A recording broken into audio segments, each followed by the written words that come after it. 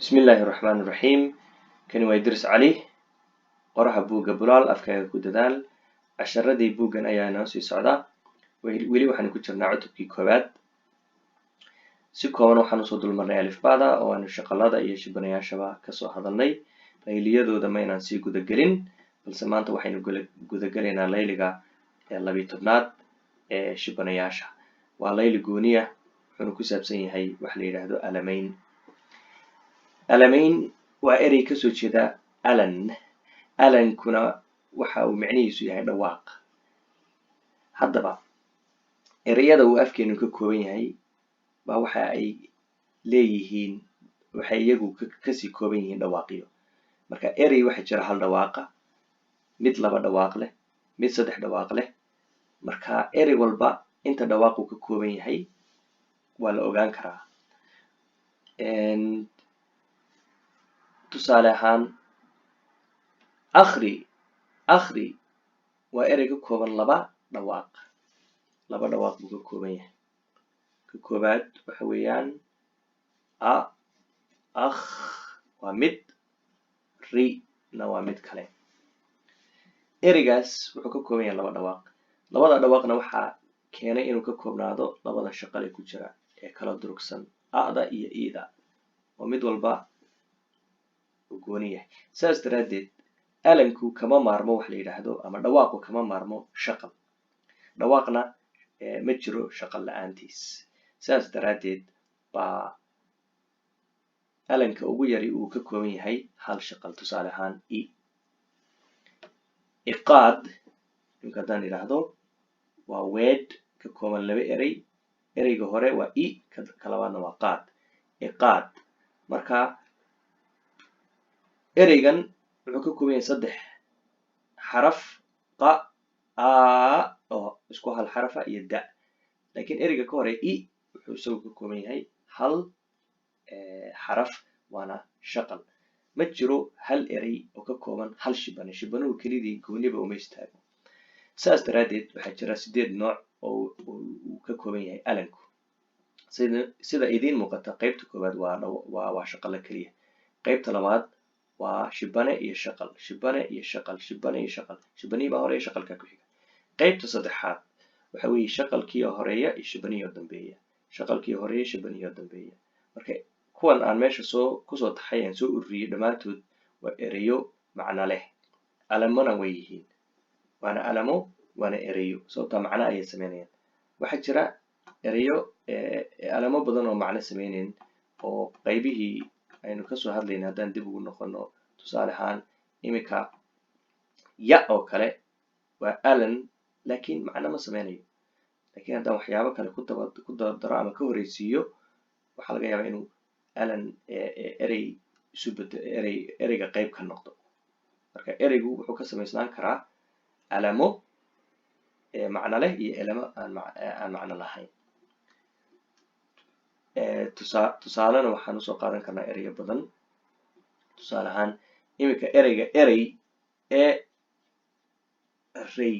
eedu gooni ahaan haddii loo xisaabiyo erey bay noqonaysaa sababta macnay leedahay waa xidhiidhiye laakiin rey ma aha erey wax alan macno leh sidaas daraadeed waa alan bilaa macno ah laakiin alankii bilaa macnaha markii erey laga horeysiiyo wuxuu isu bedelay erey macno leh sababta ereyna waa erey macnihiisu waa maxay waa erey nacam waa qayb ka mid ah afka aynu ka hadlayno waa xubin ka mid ah afka aynu ka hadlayno marka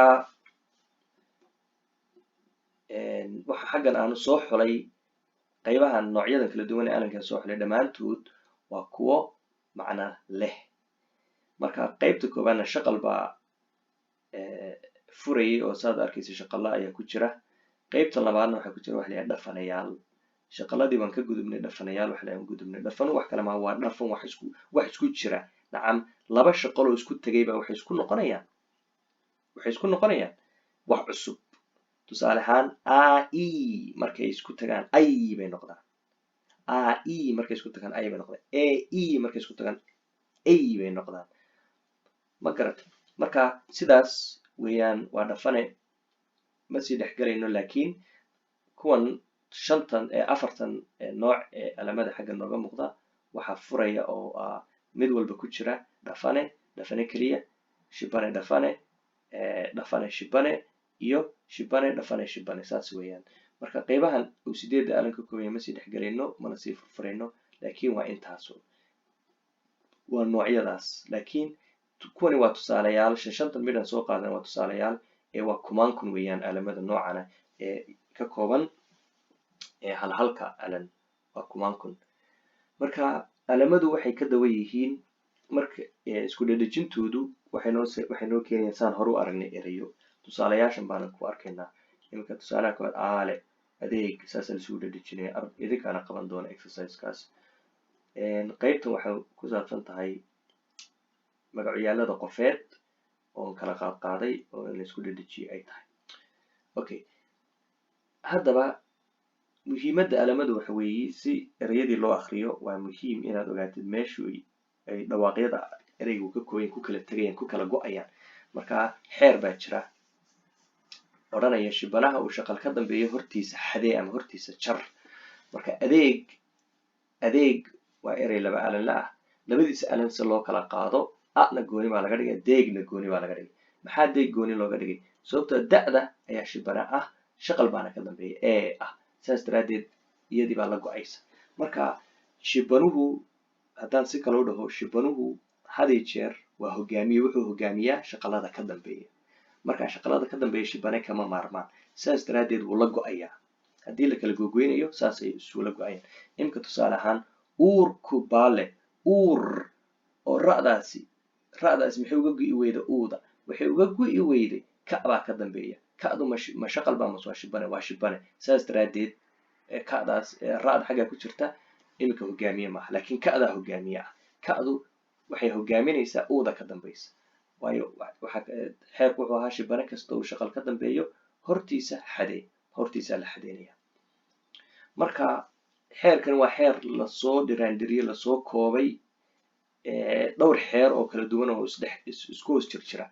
oo mid kamida uu odhanayay meel walbood ku aragtid laba shibane oo shibane ah waa inaad kala qaadaa. hadda maaha ya-du marka qaarkood shibane ma noqoto, wa'dana sidoo kale marka qaarkood shibane ma noqoto, oo dhafanay gashaa. laakiin meel walba oo laba shibane ku jiro kala qaad. xeerarkaa hoos oo dhan maxaa kugu dhibaya? waxaa ka fudud inaad dhahdid meel walboo shibane aad ku aragtid shaqalka hadduu ka dambeeyo shibanahaas gooni u saar. isaga wax dhahdaa war shaqalkaaga hogaami, saasaad u kala saaraysa. saasa uurku baalle loogu kala saarsaaray inta alanu ka kooban yahay. marka waxaanu iminka carabaabayno ka hadlayna waxa weeye aasaaska akhriska ama aragtida akhriska, the theory of reading of Somali oo Soomaaliga ku jira. Soomaaliga akhrintiisu aad bay u fududahay weliba markaad baratid alamaynta, waayo erey walba meeshuu ka kala go-ay haddaad baratid alan baad u kala saaraysaa. tusaale ahaan number 17 xaggan tirada 17aad buuggan waxaan u qoray, saasaad u kala saaranaysaa. kasii soco.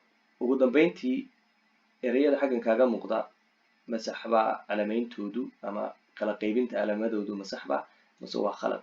tusaale ahaan lab oo ma si saxa loo kala qaybiyey? maya si saxa looma qabin, xeerkii lama marin. waayo waxa xeerku ahaa shibane kastuu shaqal ka dambeeya hortiisa xadee. waaya labo kay la-da shibanaha shaqal baa ka dambeeya horteeda xadee. kay shibanaha ba'da shaqal baa ka dambeeya hortiisa xadee. okay, haddii aan ba'diina hortiisa xadeeyey la-da laakiin hortiisa maxaan ka xadeynaya? micno male, sababtoo iyadaan ku bilaabayba. bilowga xadka bilowga la dhigo micno male, laakiin kuwa dhexda laga bilaabo ayaa muhiima. marka ereyga wuxuu noqday labo, saasaan u kala saaraya. marka sidaas ayaad idinkuna u baranaysaan. sidaan hore u sheegay qaybtani waa qayb adag, waxayna aasaas u tahay akhriska af Soomaaliga.